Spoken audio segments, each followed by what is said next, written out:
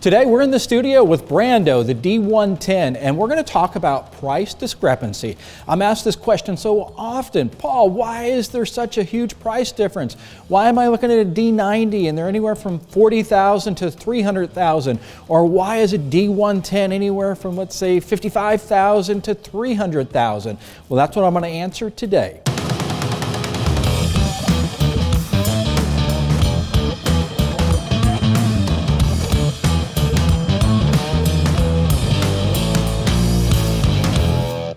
Price discrepancy, well, there's a lot that goes into it, and I know it's confusing, and you want to save money, you want to be able to buy that Defender and drive in style, and you want to get it as affordable as you can. But I will tell you, buyer beware. I've been there, I've done that I kept on shopping for the Defender, and I bought it, I got it home, and it wasn't a Defender. Let me say that again. It was not a Defender. There's actually counterfeit Defenders, and what I mean by that is you can end up buying what looks like a Defender, but it's really not. So years ago, I'm going to roll back, I'm going to give you a little history lesson. Years ago, when Land Rover was in financial trouble, they sold the blueprint, the plans, the dies to the Defender to a couple different companies. One of those companies is called Santana. And Santana started building what looks like a Defender, but it's not a Defender. What I'm saying is the body looks like a Defender, but the drivetrain, the engine, the frame, the suspension is not a Defender. And in fact, the parts, the body parts have a little different build to them. So if you were to buy a counterfeit Defender, like the Santana, and you were to try to replace a fender or a headlight bezel or any number of things, and you bought that part from a company like Rovers North or British America or any of those, that part would not fit on what I'm saying. Let me rephrase that, I'm getting carried away. So that part for a Defender would not fit on the Santana. And again, the Santana looks just like a Defender, but it's not. It's not as reliable, and it definitely does not have the resale value. So when you see that Defender, whether it's a 110 and it's $50,000, there's a chance it could be a Santana version. It's a chance that it could be one of the versions that comes from Turkey. So understanding the VIN numbers of the Defender is very important because you could get stuck buying a counterfeit Defender. So that's the first reason for such a large price difference. The next one is how is the build done? Maybe an individual bought that vehicle in Spain, which is a red flag right there because it came from Spain, and they just did a paint job on it. They made it look pretty. We're going to call that putting lipstick on a pig. So sprayed it with a poor quality paint, did not pull any of the doors, did not pull any of the seals, didn't pull any of the glass. They just taped everything up and walked around with a spray gun, sprayed it down so it had shiny paint, and then that's what you're buying. So what you could be buying is you could be buying a rusty bulkhead. The bulkhead in the States is known as a firewall. And whenever that firewall is rusted, bulkhead, it has to be replaced. I mean, it can be replaced, there's no doubt.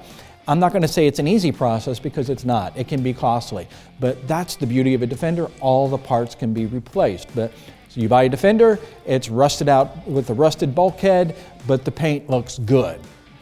So the entire thing about a Defender is it's an aluminum body, but there's many parts in it that are made out of steel. And when you mix aluminum and steel together, it creates a chemical reaction of corrosion. Therefore, a lot of times on the doors of a Defender, you'll feel the bottom that's rusted out, or you'll see paint bubbling, and that's where the corrosion is happening from the inside out. It's not because of salt on the roads, it's because of the chemical reaction of the two metals touching. Same thing, if you use steel bolts on a Defender, that steel bolt through the aluminum will create rust. So if you look here on the side quarter panel, keep in mind it's aluminum. And right behind the door, you'll see the rivets. You see on the Defenders, we don't paint the rivets. And the reason being is because originally, when Land Rover Defenders were being built, they were in parts. So they were disassembled, they were painted, and then they were assembled together. So that's why you don't see any paint on these rivets. That's the way a Defender should be built, and that's the way we do it. On this rear tub, do you see these little, look like dimples? These dimples should be here in most cases. So what these dimples are is spot welds. So they use a special welder in the factory, and it welds the two metals together. So if you do not see these little dimples, then again, you know that this vehicle was repainted, and what they're doing is they're trying to hide something here. Number 3 point, the motor. That you could look at a motor, whether it's a 19J, which is a motor style, or a 200 TDI or a 300 TDI, and from the, let's just say from the average person's eyes, they all look alike, but they are not alike. A 19J was one of the first motors that Land Rover developed that started to bring them out of their financial ruins, but it's not a reliable motor. It's only good for about 100,000 miles. Parts are expensive. It's not the easiest to work on. When they developed the 200 TDI, it's a fabulous motor, and then the 300 TDI is even a better motor. Easy to get parts regardless. I mean, you can go to Advanced Auto Parts, AutoZone, and get parts for it. Everything on it is easy, and they will go for 500,000 miles without much issue at all. So highly reliable motors. It could also have a gas motor. A lot of times in the States we think, oh, I need that gas engine. That's what I want, is that gas engine. I will warn you, you do not want the gas engine. The diesel is better on miles per gallon. It will last longer. The parts are less expensive, and it's just the diesel motor, the way it's designed. It doesn't have that explosion inside. In other words, the way the combustion happens like a gas motor. Diesel motor runs cooler. It has longer longevity.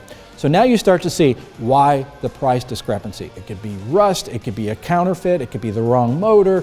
There's a number of things of what will vary the price. So when you're buying a Defender, you definitely want to do your research. You want to understand what makes a difference. So like Brando here, that's $90-something thousand. That's because it's not a counterfeit Defender. It does have a 300 TDI. It has absolutely no rust on it. And all of those things matter. Because a lot of times we start out going, oh man, I'm going to buy that Defender. I'm only going to pay $40,000. I'm going to do some work to it. It'll be fine. But what kind of work are you getting into? Do you need to put a new frame under it? Well, everything's got to come off. You got to get a new frame. And while new frames are relatively inexpensive, about $2,500 for a frame, it's the man hours, it's the labor to be able to switch everything over. If it's a bulkhead, the entire thing has to come apart and it has to go back together. Again, a lot of hours, probably a project the vast majority of us will never get around to. And if you want to take it to a local body shop here in the States, good luck, because these guys see you coming a mile away. And I know that first Defender I bought, that's what I did. It's like, oh, I'm just going to get it. I'm going to save money. I'm going to do this work myself. I'll get a few people to be able to do the work. And when I took it in to get the restoration, and they said, yeah, we'll be happy to do the restoration, Paul. $80,000. Maybe it was the way I dressed. Maybe I should have dressed in some Carhartts, but needless to say, they wanted $80,000 to do a restoration on a vehicle that I paid $52,000 for. Add the two together, I could have had a very nice Defender that I wouldn't have had any issues of paint bubbling and corrosion from the inside out, or a frame that's about ready to fall off, and it would have had all the right parts and it would have had the longevity.